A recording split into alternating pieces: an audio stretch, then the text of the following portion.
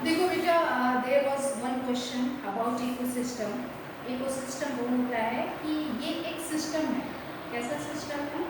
जो कि living organism बनाते हैं, ठीक है, क्योंकि वो इस सिस्टम में इंटरेक्ट करते हैं। किसके साथ इंटरेक्ट करते हैं? फिजिकल एंड केमिकल प्रोसेस के द्वारा। अब ये दोनों प्रोसेस क्या होता है? एनवायरमेंट के, जैसे कि मान लो कि मैंने आपको एक इकोसिस्टम में आपको डेजर्ट एरिया का बताती हूँ। तो डेजर्ट एरिया में क्या होता है? वहाँ पे कैसा इन्वायरमेंट बनता है? कैमल्स होते हैं, डेजर्ट्स, इंसेक्ट्स होते हैं, सैंड्स होते हैं, और क्या होता है डेजर्ट एरिया में? ठीक है, सन्स रेस, जो सनलाइट होती है बहुत तेज होती है। और क्या होता है? इस तरह का एक एटमॉस्फेयर वहाँ पे बनता है। तो ये डेजर्ट एरिया का इकोसिस्टम है। तो वहाँ पे जो लिविंग ऑर्गेनिज्म है वो कैसे इंटरेक्ट कर रहे हैं? By physical and chemical factors of the environment. ठीक है, अगर मैं कहूँ कि पॉन्ड का इकोसिस्टम क्या होगा, बताइए, आंसर करो अंकित सोनी। पॉन्ड का इकोसिस्टम क्या होगा? पहले बताओ कि पॉन्ड्स के आसपास कौन कौन से लिविंग ऑर्गेनिज्म रहते हैं? Rituraj Singh. Aquatic ecosystem. Aquatic animals. Aquatic animals के अलावा दूसरे और कौन से लिविंग ऑर्गेनिज्म वहाँ पे रहते हैं, और कौन कौन से natural factors, physical and chemical factors वहाँ पे अवेलेबल होते हैं? रिया।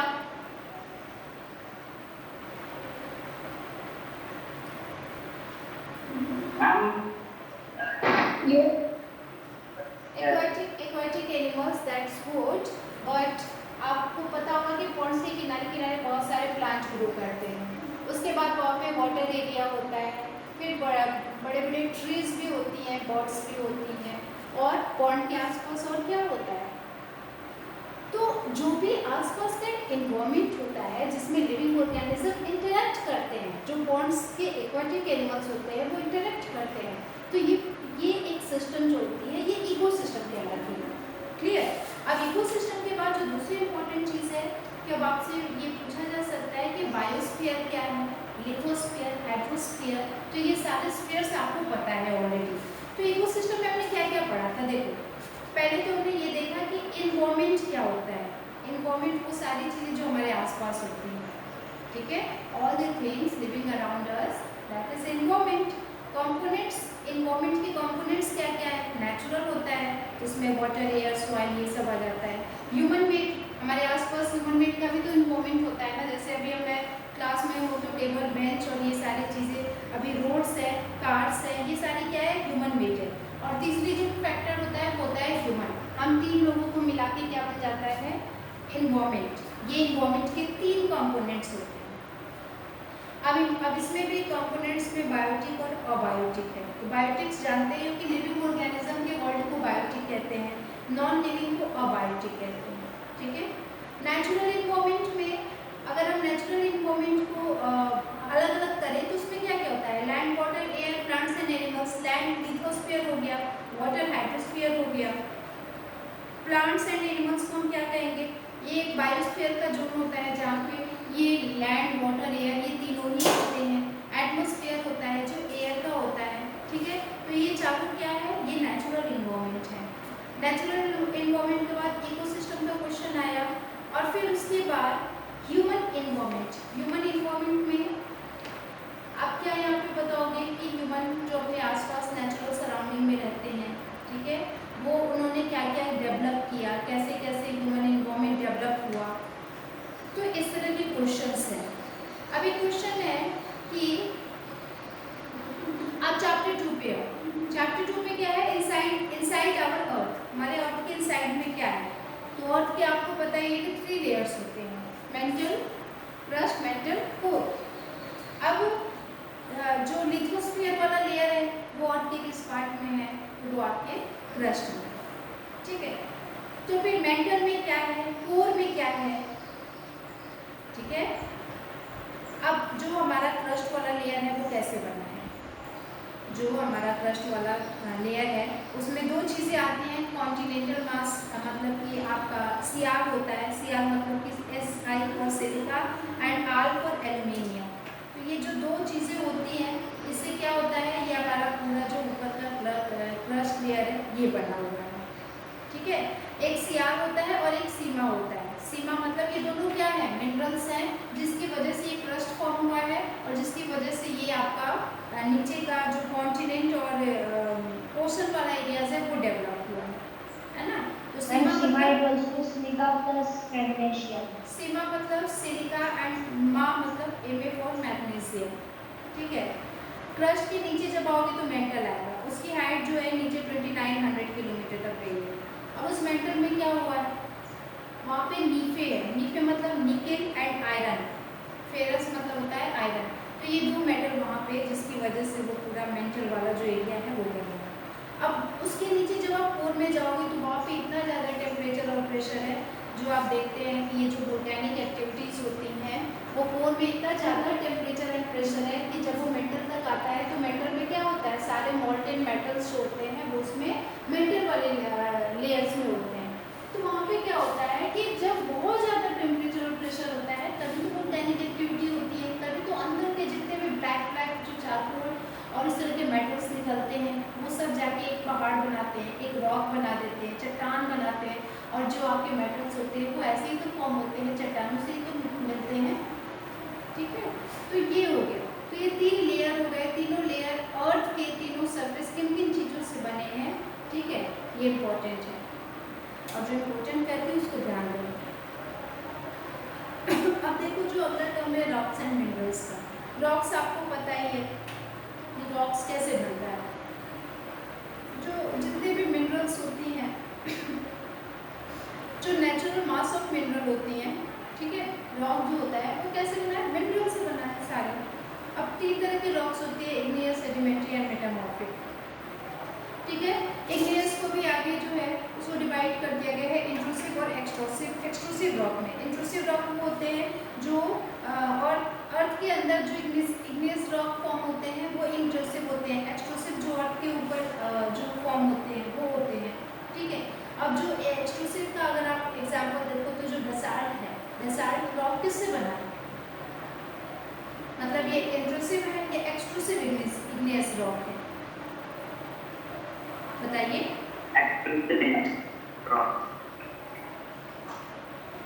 Ma'am extrusive rock. तो जो ये बेसाल्ट हो गया और एक और रॉक है जिसको हम लोग ग्रेनाइट बोलते हैं। तो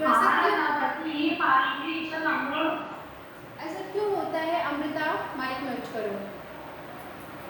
ऐसा क्यों होता है कि इंट्रूसिव में ग्रेनाइट और बेसाल्ट जो होते हैं वो अलग अलग तरीके से बनते हैं। कोई बहुत ज़्यादा ठंडा होकर बन जाता है, कोई बहुत धीरे धीरे ठंडा होता है, तो उसकी वजह से अलग अलग तरीके के रॉक्स बनते हैं। जैसे मान लो कि अगर मैं एक बेसाल्ट का एग्जांपल लेती हूँ तो जो हमारा इंडिया में डेक्कन प्लेट्यू है वो पूरा का पूरा डेक्कन प्लेट्यू साउथ इंडिया वाला जो पार्ट है वो बेसाल्ट रॉक से बना हुआ है। अब क्वेश्चन ये है कि ये बेसाल्ट रॉक कैसे बनता है, ठीक है। अच्छा देखो, एक होता है इंट्रूसिव इग्नियस रॉक। तो इंट्रूसिव वाला क्या होता है कि जो अर्थ के अंदर मोल्टेन मैग्मा जब अर्थ के अंदर ठंडा होने लगता है तो इंट्रूसिव रॉक बना लेता है, ठीक है। और क्यों ऐसा होता है, क्योंकि वो अर्थ के अंदर जो टेम्परेचर है तो वो धीरे धीरे करके ठंडा होता है, जिसमें ग्रेनाइट आता है। बेसाल्ट का क्या है कि एकदम से ठंडा हो जाना, ऊपर आते ही एक्सट्रूसिव आते ही एकदम से ठंडा हो जाना, ठीक है। तो ये इंट्रूसिव और एक्सट्रूसिव दोनों जो है ये किसके फॉर्म में, इग्नियस रॉक के फॉर्म में। ये हो गया आपका। सेडिमेंट्री रॉक्स कैसे बनते हैं, सेडिमेंट से बनते हैं। सेडिमेंट्स कहाँ से आए, जो कि ट्रांसपोर्ट होता है कहाँ से, जो रिवर से, जब माउंटेन से रिवर गिरती हैं तो रिवर्स अपने साथ साथ बहुत सारी चीज़ों को लेके आती हैं, क्योंकि वहाँ पे जो जितने भी रॉक्स होते हैं वो गिरते टूटते क्रैक होते हुए नीचे आते हैं। फिर बहुत सारे स्मॉल फ्रैगमेंट्स, उसके छोटे छोटे टुकड़े जो स्मॉल पार्टिकल्स होते हैं वो सारे सेडिमेंट्स कहलाते हैं। फिर उसको ले आते हैं तो वो जब एक जगह जमा हो जाता है विंड और वाटर से तो वो क्या बना देता है, सेडिमेंट्री रॉक्स। फिर जब वो सेडिमेंट्री रॉक्स जो है, अब वो रॉक्स ऐसे थोड़ी बन गया कि ले आके जमा हो गया और चट्टान बन गया। अब वहाँ पे सेडिमेंट्री रॉक्स बनाने के लिए उसको आप प्रेस करोगे ना, वहाँ पे प्रेशर की ज़रूरत पड़ेगी। वो फिर धीरे धीरे टाइम जैसे जैसे बीतता जाता है तो वो हार्ड होता जाता है। वो डिपॉजिट किया हुआ टेम्परेचर और प्रेशर पड़ने से हार्ड होता जाता है और सेडिमेंट रॉक फॉर्म होता है, एग्जाम्पल के तौर पे आप देख लो सैंडस्टोन। सैंडस्टोन क्या है? ये जो सैंड होते हैं ना उसी के ग्रेन्स होते हैं, छोटे छोटे पार्टिकल्स होते हैं सैंडस्टोन, ठीक है। तो और मेटामॉर्फिक रॉक क्या होता है कि जब इग्नियस और सेडिमेंट्री को बहुत ज़्यादा हाई हीट और हाई प्रेशर पे चेंज किया जाता है तो वही दोनों चट्टानें चेंज हो जाती है मेटामॉर्फिक रॉक में। तो रॉक्स बनने का मेन इंपॉर्टेंट फैक्टर आपसे पूछा जाए कि what are the two important factors by which rocks are form, तो आप क्या बताएंगे?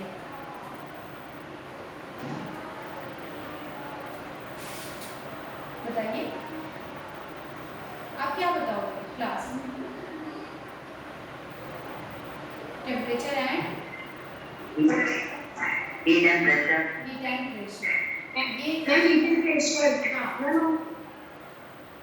ठीक है। तो ये तो हो गए, ये वो तरीके हैं जिसकी वजह से रॉक्स फॉर्म होते हैं। अब आपसे कोई पूछे कि बेटा हाउ रॉक्स आर फॉर्म्ड, तो आप बता सकते हो ना कि रॉक्स कैसे बनती हैं, चट्टानें कैसे बनती हैं? हीट एंड प्रेशर से। अब हीट और प्रेशर कैसे पड़ गया भाई? अर्थ के सरफेस में तो बहुत सारी चीजें,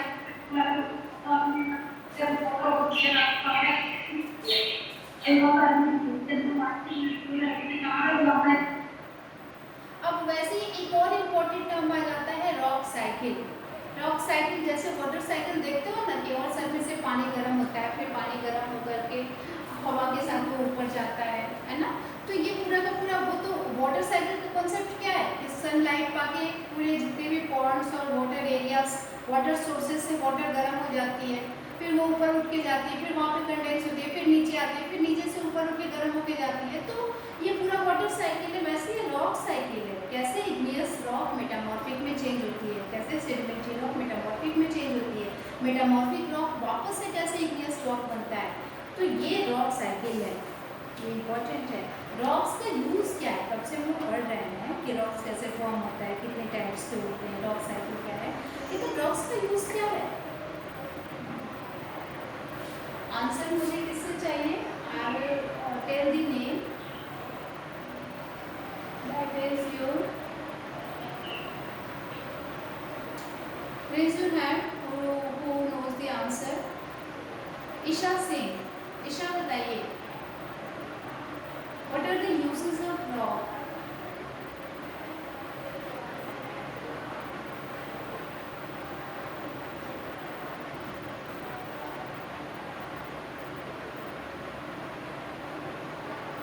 Harshita Yadav,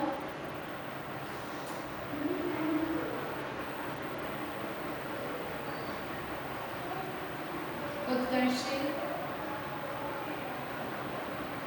Rocks are very useful to us because they are made up of minerals and minerals are very important for us. Second, they help in the construction of buildings, houses, roads, etc. And third, we can also play some games with the rocks. Very good. Rock का use जो होता है वो buildings में होता है, construction activity में होता है, बहुत सारी गेम्स में होता है, ठीक है। स्टोन्स वगैरह का यूज, जो किट वगैरह खेलते हो या फिर पिट्टू वगैरह खेलते हो, तो इस तरह की गेम्स में भी रॉक्स का यूज होता है। आप जितने भी रोड्स, हाउसेस, बिल्डिंग्स बनाते हैं, ठीक है। अगर आप चैप्टर 3 की, अच्छा अभी इसमें से क्वेश्चंस पूछे जा सकते हैं कि gold, petroleum and coal are example of,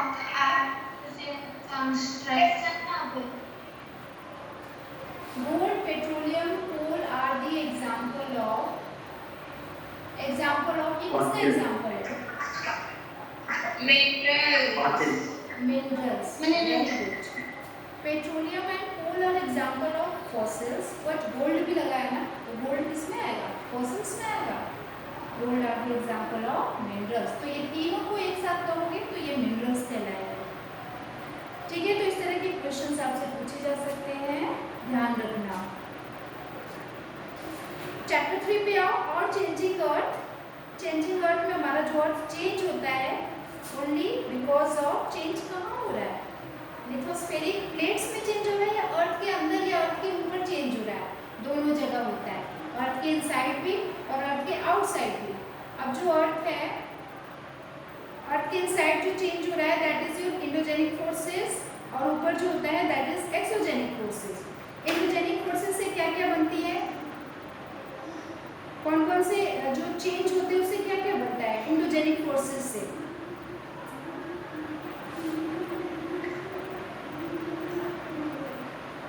ma'am पर क्या Utkarshi listen. Ma'am, volcanic eruption cooling down of the earthquake. Riddhi Building Mishra, of days. Riddhi Mishra, बेटा आप जरा ये बताइए कि जो एक्सोजेनिक फोर्सेस होती हैं उससे किस तरह के अर्थ पे स्ट्रक्चर फॉर्म होते हैं Riddhi? Ma'am, please repeat the question. What kind of structures are formed because of the exogenic forces?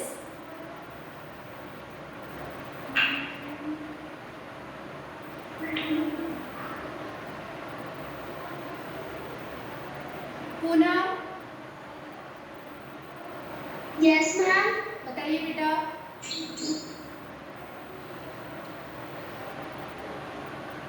रिया,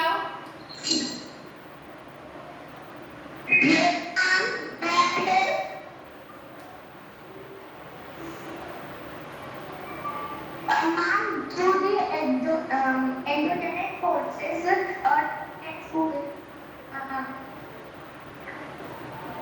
देखो एक्सोजेनिक फोर्सेस का मतलब पहले समझ लो कि जो विंड होती है, जो वाटर होती हैं. यस हर्षिता.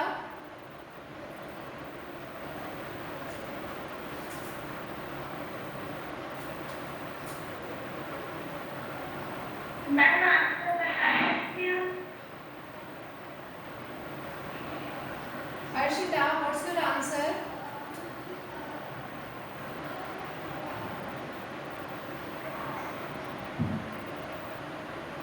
एक्सोजेनिक फोर्सेस में क्या क्या आता है? विंड, वाटर, यही दो चीजें होती है ना.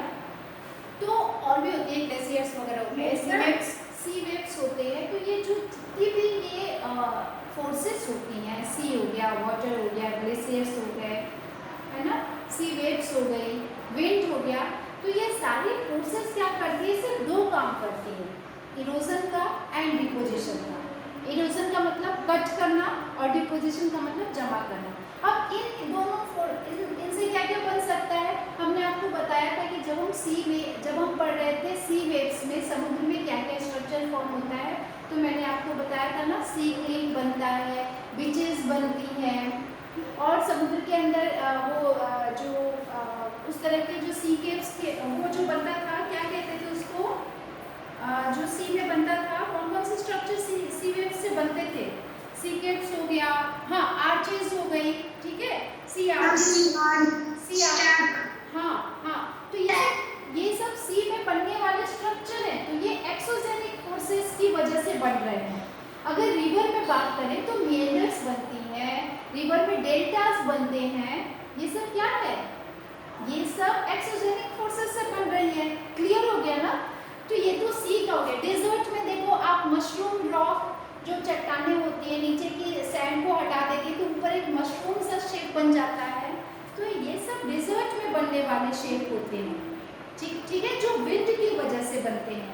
सैंड ड्यून्स बनता है, बड़े बड़े सैंड के टीले इकट्ठे हो जाते हैं. तो ये सैंड ड्यून्स क्यों बनता है? Because of the wind. Wind are the exogenic forces, जिसकी वजह से इस तरह का स्ट्रक्चर क्रिएट हो रहा है सैंड में. तो सैंड में, सी वाटर में और रिवर में क्या क्या चेंजेस आते हैं? जैसे हमने पढ़ा था ना, जब हम रिवर पढ़ रहे थे तो हमने मेंडर्स की बात की थी, वाटरफॉल की बात की थी, ऑक्सबो लेक की बात की थी, फ्लड प्लेन की बात की थी. तो ये चारों क्या है? इस तरह के स्ट्रक्चर्स बन रहे हैं रिवर में. क्यों बन रहे हैं? बताओ क्यों बन रहे हैं?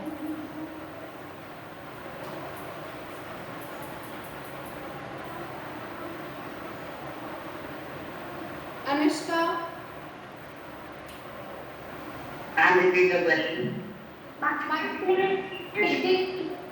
माय क्वेश्चन इज कि जो रिवर में जो अलग अलग स्ट्रक्चर्स बनते हैं, फॉर्म होते हैं, वो क्यों बन रहे हैं, कैसे बन रहे हैं? जैसे वाटरफॉल बनता है, तो वाटरफॉल कैसे बन रहा है रिवर में? रिवर से वाटरफॉल कैसे बना? क्या कॉन्सेप्ट है इसका?